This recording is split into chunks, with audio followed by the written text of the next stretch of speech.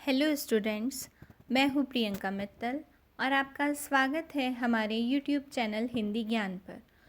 हमारी पिछली वीडियो में हमने क्लास 10th तुलसीदास जी द्वारा रचित राम लक्ष्मण परशुराम संवाद के प्रथम अंश का अध्ययन किया था।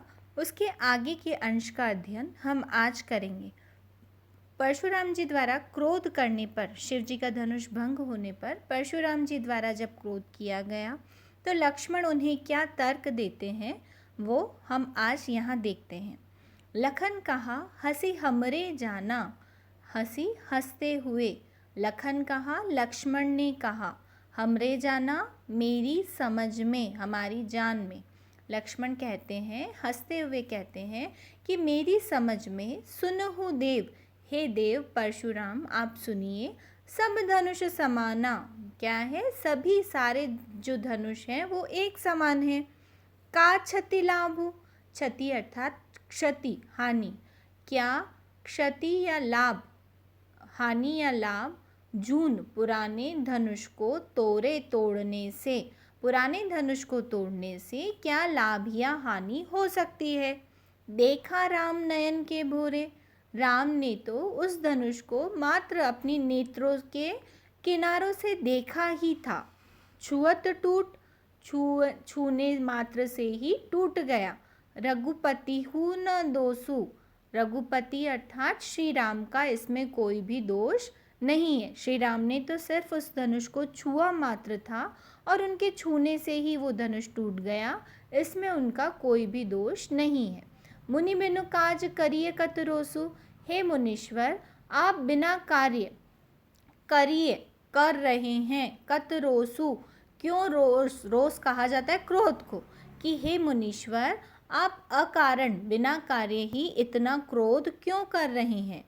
बोले चिते परसु की ओरा, वो अपने फरसे की, फरसा उनके पास जो कुल्हाड़ा, उनके पास जो हथियार था उसकी तरफ चिते अर्थात देखते हुए परशुराम बोले। रे सठ, कि हे मूर्ख, सठ कहा जाता है मूर्ख को, हे रे सठ सुने ही स्वभाव न मोरा, कि हे मूर्ख तुमने मेरे स्वभाव के बारे में अभी तक नहीं सुना है। बालक बोली बंधो नहीं तो ही, कि बालक बोल रहा है कि तुम एक बालक हो और बालक के द्वारा ये सब बातें की जा रही है, यह सोचकर बधो नहीं तो ही, मैं तुम्हारा वध नहीं कर रहा हूँ। केवल मुनि जड़, तुम मुझे केवल एक साधारण मुनि जान ही मोही, मुझे जान रहे हो कि तुम मुझे सिर्फ एक साधारण मुनीश्वर जान रहे हो। बाल ब्रह्मचारी यति को ही, लेकिन मैं क्या हूँ, मैं तो बाल ब्रह्मचारी हूँ, बचपन से मैंने ब्रह्मचर्य व्रत का पालन किया है। और अति को ही, और अत्यंत ही, को ही अर्थात क्रोधी स्वभाव वाला हूँ। विश्व विदित क्षत्रिय कुलद्रोही, और यह संपूर्ण संसार जानता है कि मैं क्षत्रिय कुल का द्रोही अर्थात शत्रु हूँ। भुजबल भूमि भूप बिनु कीन्ही, भुजबल मैंने अपनी भुजाओं के बल से इस भूमि को, भूप, भूप कहा जाता है राजा, राजा के बिना किया है। मैंने अपनी भुजाओं के बल से इस भूमि को कई बार राजा विहीन किया है।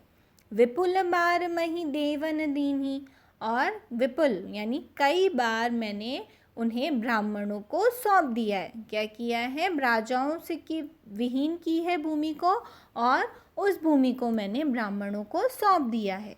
सहस्र बाहु भुज छेदनिहारा, कि सहस्र बाहु की भुजाओं को छेदने वाला, सहस्र बाहु जिसका कि वध परशुराम के द्वारा किया गया, उसकी भुजाओं को छेदने वाला। परसु बिलोकु महीप कुमारा, कि हे राजकुमार तुम मेरे इस परसु अर्थात फरसे की ओर बिलोकु देखो।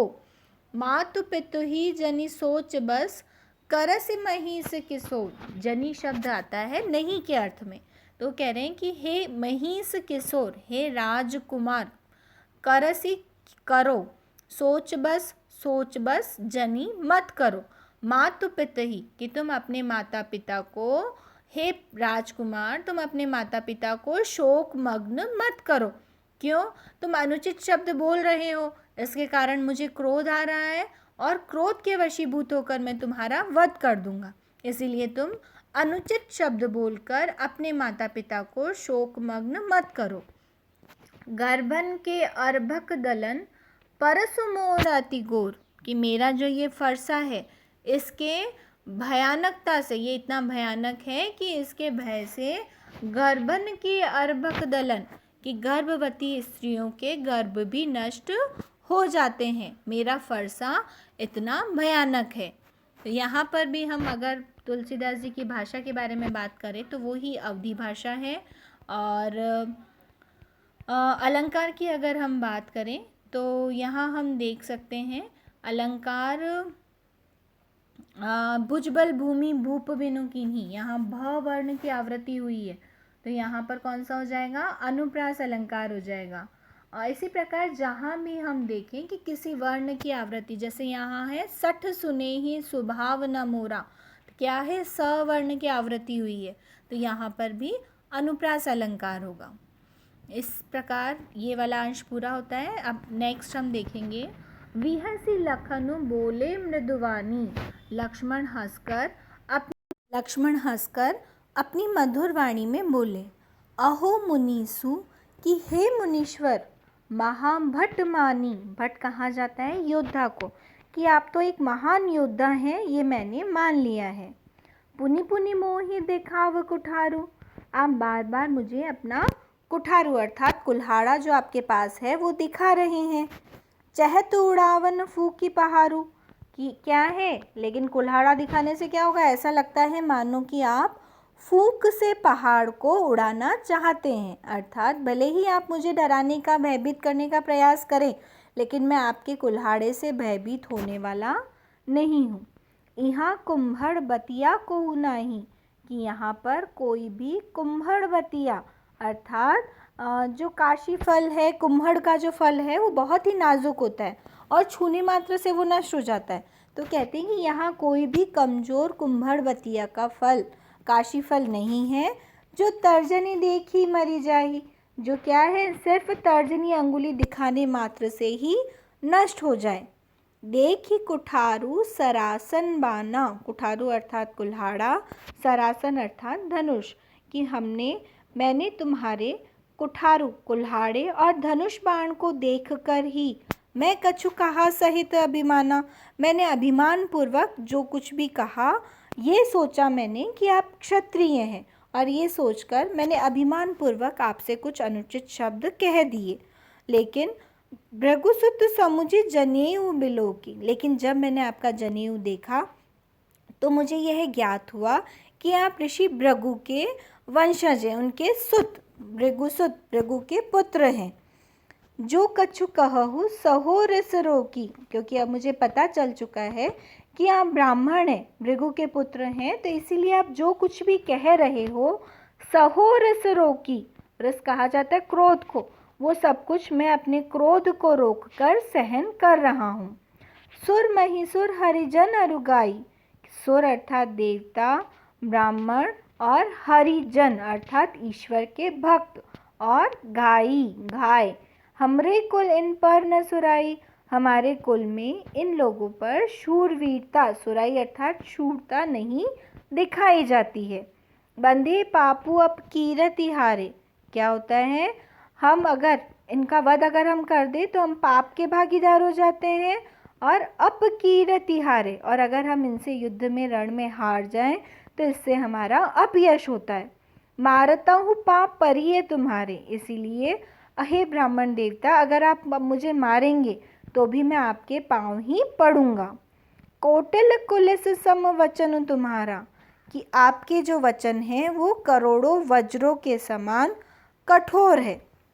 व्यर्थ धरहु धनुबाण कुठारा, आपने व्यर्थ ही धनुष, बाण और कुल्हाड़े को धरहु अर्थात धारण कर रखा है। जो बिलो की अनुचित कहेऊ, जिसे देखकर मैंने आपसे कुछ अनुचित बातें कही। क्षमहु महामुनि धीर, कि हे धैर्यवान महामुनीश्वर, आप मुझे मेरे इस कार्य के लिए क्षमहु अर्थात क्षमा कीजिए। सुनी सरोष भृगुवंश मणि, बोले गिरा गंभीर, यह सुनकर सरोष क्रोध से युक्त, भृगुवंश मणि, भृगुवंश में मणि के समान चमकने वाले परशुराम बोले गिरा गंभीर, अपनी गंभीर वाणी में बोले। अब यहाँ परशुराम क्या कहते हैं उसका हम अगली क्लास में अध्ययन करेंगे।